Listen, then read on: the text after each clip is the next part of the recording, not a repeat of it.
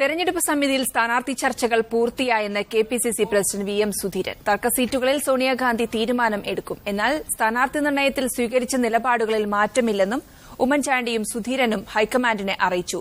സ്ഥാനാർത്ഥി പട്ടികയിൽ സ്ത്രീകൾക്കും യുവാക്കൾക്കും പ്രാതിനിധ്യം കുറഞ്ഞതിൽ ഹൈക്കമാൻഡിന് അതൃപ്തിയുണ്ട്. മന്ത്രിമാരുടേത് അടക്കം 10 സീറ്റുകളിൽ പാനൽ ഉണ്ടാക്കാനും തീരുമാനമായി. അല്ല, ഇപ്പോൾ രാഹുൽ ഗാന്ധിയെ സാധാരണ രീതിയിൽ കണ്ടതാണ്. അദ്ദേഹത്തെ കണ്ട് പൊതുവെ കാര്യങ്ങളൊന്നും അദ്ദേഹത്തിൻ്റെ ശ്രദ്ധയിൽ കൊണ്ടുവരിക എന്ന ഉദ്ദേശത്തോടുകൂടിയാണ് അദ്ദേഹത്തെ കണ്ടിട്ടുള്ളത്. പിന്നെ സീറ്റുകളെ സംബന്ധിച്ച തർക്കങ്ങളൊക്കെ വലിയ താമസം കൂടാതെ തന്നെ തീരും. അത് തീർക്കാനുള്ള ശ്രമങ്ങളാണ് നടത്തിക്കൊണ്ടിരിക്കുന്നത്. അതെല്ലാം ഭംഗിയായി തന്നെ തീരുമെന്ന പ്രതീക്ഷയാണ്. അവരുമായിട്ട് ചർച്ച തുടർന്നുകൊണ്ടിരിക്കുകയാണ്. അവരുമായി ബന്ധപ്പെട്ട് പ്രശ്നങ്ങൾക്ക് പരിഹാരമുണ്ടാക്കാൻ സാധിക്കും. ഞാനത് ശരിക്ക് കൂടുതലായിട്ട് മനസ്സിലാക്കിയിട്ടില്ല. അതേക്കുറിച്ച് അന്വേഷിച്ച് പറയാം. വിവരങ്ങൾ നൽകാനായി സവാദുണ്ട്. തെരഞ്ഞെടുപ്പ് സമിതിയിൽ സ്ഥാനാർത്ഥി ചർച്ചകൾ പൂർത്തിയായെന്ന് സുധീരൻ പറയുന്നുണ്ട്. ഏതെങ്കിലും രീതിയിലുള്ള വിവരങ്ങൾ ലഭിച്ചോ? ഏത് രീതിയിലാണ് തീരുമാനം? 10 തർക്ക മണ്ഡലങ്ങളിൽ പാനൽ ഉണ്ടാക്കാനാണ് സോണിയാഗാന്ധി അന്തിമ തീരുമാനമെടുക്കുമെന്നാണ് പറയുന്നത്. എന്തൊക്കെയാണ് ഇതിനെപ്പറ്റി ലഭിച്ച പുതിയ വിവരങ്ങൾ?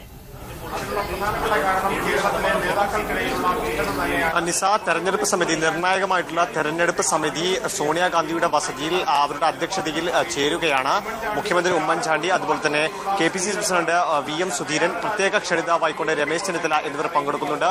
ഉപാധ്യക്ഷൻ രാഹുൽ ഗാന്ധിയും ഈ യോഗത്തിലുണ്ട്. ഏതായാലും തർക്ക സീറ്റുകളിലടക്കം നിർണായകമായിട്ടുള്ള തീരുമാനങ്ങൾ എടുക്കുക എന്നതാണ് തെരഞ്ഞെടുപ്പ് സമിതിയുടെ മുഖ്യ അജണ്ട. അതിൽ വലിയ രീതിയിലുള്ള ചർച്ചകൾ തന്നെ ആയിരിക്കും തെരഞ്ഞെടുപ്പ് സമിതിയിൽ നടക്കുക.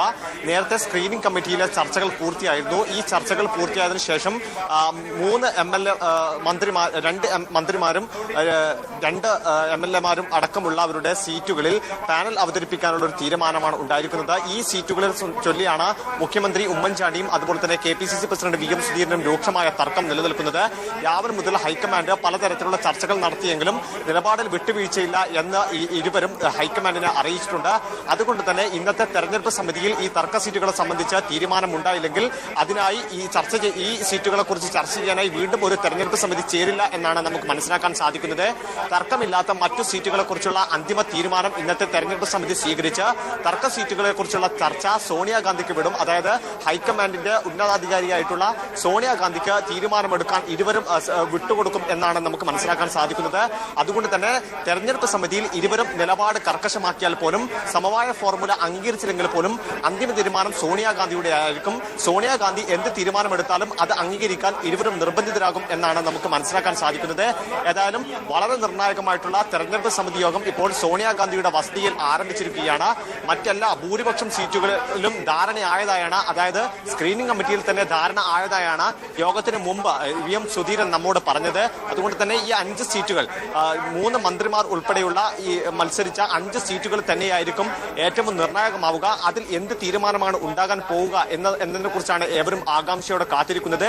അക്കാര്യത്തിൽ തെരഞ്ഞെടുപ്പ് സമിതിയിൽ ഒരു തീരുമാനം ഉണ്ടായില്ലെങ്കിൽ അതിനായി വീണ്ടും ഒരു തെരഞ്ഞെടുപ്പ് സമിതി ചേരില്ല. സോണിയാഗാന്ധിയുടെ തന്നെയായിരിക്കും അന്തിമമായിട്ടുള്ള ഒരു തീരുമാനം ഉണ്ടാവുക.